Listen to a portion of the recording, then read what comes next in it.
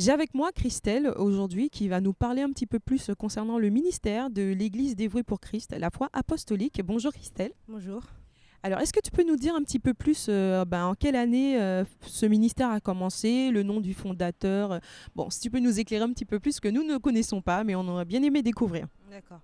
Alors, l'Église de Christ, la foi apostolique, a commencé en 1992, exactement le 5 juillet. Alors, il a débuté avec un groupe de 4 personnes. Il faut savoir que nous avions la sœur Laura Rose, la défunte Héron Villevert, la sœur Timolis et mon père, le pasteur Lucner Metellus. Alors, il a débuté par des mini-services qui étaient à domicile chez les personnes, par des prières, des rassemblements de louanges et d'adoration. Et par la suite, s'en est suivi. Aujourd'hui, nous sommes une grande assemblée d'à peu près 300 membres, placée aux 11 rues de la Poterie à Saint-Denis. Ok, très bien. C'est déjà une très belle histoire, un très beau cheminement. Est-ce que tu peux nous rappeler quand même le nom, parce que j'ai entendu vaguement, vite fait, le nom du fondateur. Alors, le nom du fondateur, c'est Metellus Jean Lucner. Ok, très bien. Alors maintenant, on va parler un petit peu plus de toi, puisque tu es là, on va profiter, bien sûr. Est-ce que tu peux nous donner ton rôle au sein de l'Église Du coup, on va te demander ton nom et ton prénom, ce sera plus simple.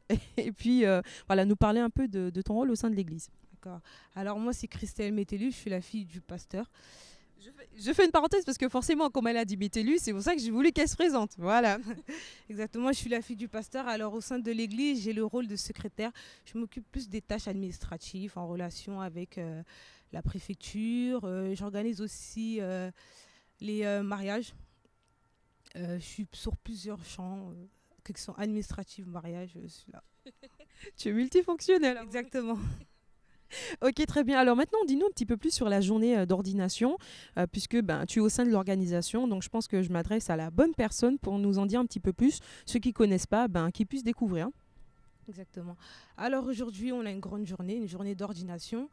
Alors qui a pour but d'ordonner et d'établir des pasteurs, des diaconesses, des diacres, des évangélistes et des dames d'Orcas. Ces futures personnes seront au ministère pastoral de l'Église des Vaux-Christ. Ils aideront à l'avancement et à l'évolution de l'Église.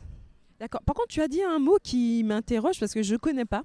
Les femmes d'Orcas, c'est quoi? Alors les femmes d'Orcas, c'est des dames de prière. C'est des dames qui sont là pour aider les gens à prier.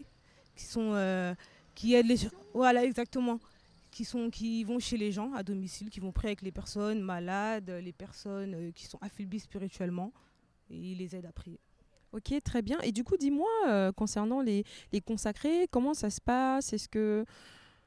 Comment est-ce qu'on peut dire? Est-ce qu'il y a des cours suivis? Est-ce que disons-nous un petit peu plus comment on fait pour choisir justement les pasteurs? Est-ce que ils ont reçu un appel, ils en ont parlé à ton père, ou est-ce que ton père a reçu aussi de son côté? Voilà. Donc en fait, l'appel, je pense qu'il a plus été du côté de mon père.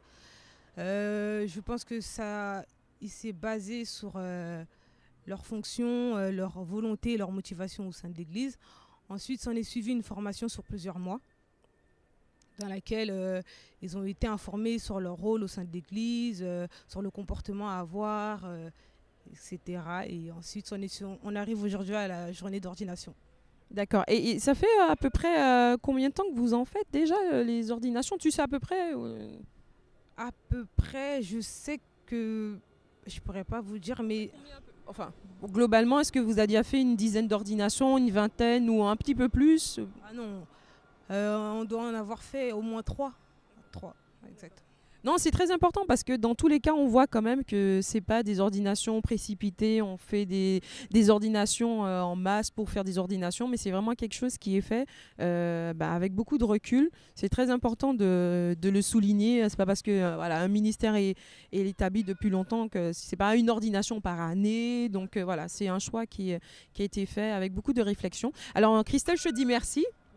Et puis on se dit à tout à l'heure pour la suite de l'événement. Merci.